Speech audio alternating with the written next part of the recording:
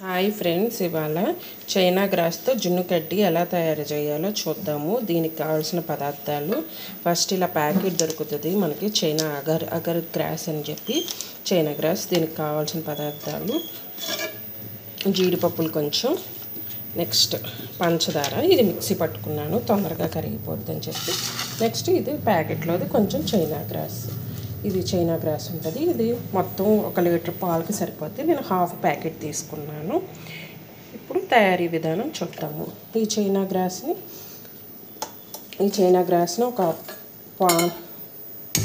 Pan పెట్టుకొని, pan సిమ్లో పెట్టుకొని కొంచెం వాటర్ పోసుకొని ఫస్ట్ దీన్ని కడిగి పెట్టుకున్నానండి. ఇదిగోండి, కొంచెం వాటర్లో ఇట్లా ఒకసారి ఇట్లా అనుకొని ఒకసారి కడిగి పెట్టుకొని,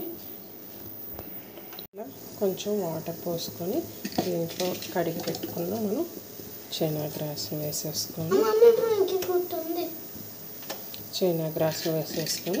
దీన్ని ఒక 5 మినిట్స్ కొంచెం మగ్గనివ్వాలి. ఇప్పుడు చైనా గ్రాస్ కొంచెం ఇట్లా కరిగాక కొంచెం కరగనివ్వాలి. ఈలోపు పక్కన పొయ్యి మీద పాలు పెట్టుకొని, ఈ పాలల్లో కొంచెం ఈ పాలు కాగిన పాలు, ఈ పాలల్లో కొంచెం మనం ఇందాక మిక్సీ చేసి పెట్టుకున్న 1 కప్పుకి మనకి సరిపడినంత పంచదార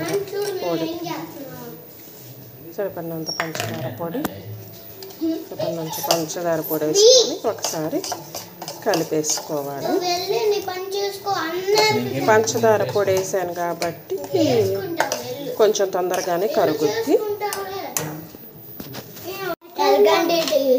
ఇప్పుడు ఈ చైనా గ్రాస్ ఇట్లా మొత్తం కొంచెం ట్రాన్స్పరెంట్గా ఉడికాక దీన్ని తీసుకొని మనం ఆల్రెడీ పంచదార కలిపి పెట్టుకున్న పాలల్లో వేసి ఒక 5 నిమిషాలు మరగని. కావాల్సిన మౌల్డ్స్ తీసుకొని, కావాల్సిన మౌల్డ్స్ మనకి ఏ సైజులో కావాలంటే ఆ సైజులో 2 మౌల్డ్స్ తీసుకొని దానికి మనం లైట్గా నూనె ఇట్లా గిన్నె మొత్తానికి ఇట్లా అప్లై చేసుకోవాలి.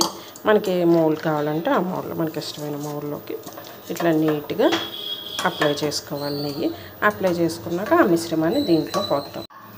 ఇట్లా తయారు చేసుకున్న మిశ్రమాన్ని ఇట్లా మనం ఆల్రెడీ రాసి పెట్టుకున్న బౌల్స్లో వేసుకొని పైన కొంచెం జీడిపప్పు ఇలా వేసుకొని ఉంచుకుంటే కాసేపు అయ్యా ఫ్రిడ్జ్లో పెట్టుకొని కాసేపు అయ్యి బయటకు తీసుకొని ముక్కలు కోసుకుంటే రెడీ. ఇదిగోండి మనకి తయారైన అగర్ జెల్లీ కేక్. దీన్ని ఇప్పుడు మనం కావాల్సిన షేప్స్లో కట్ చేసుకోవటం.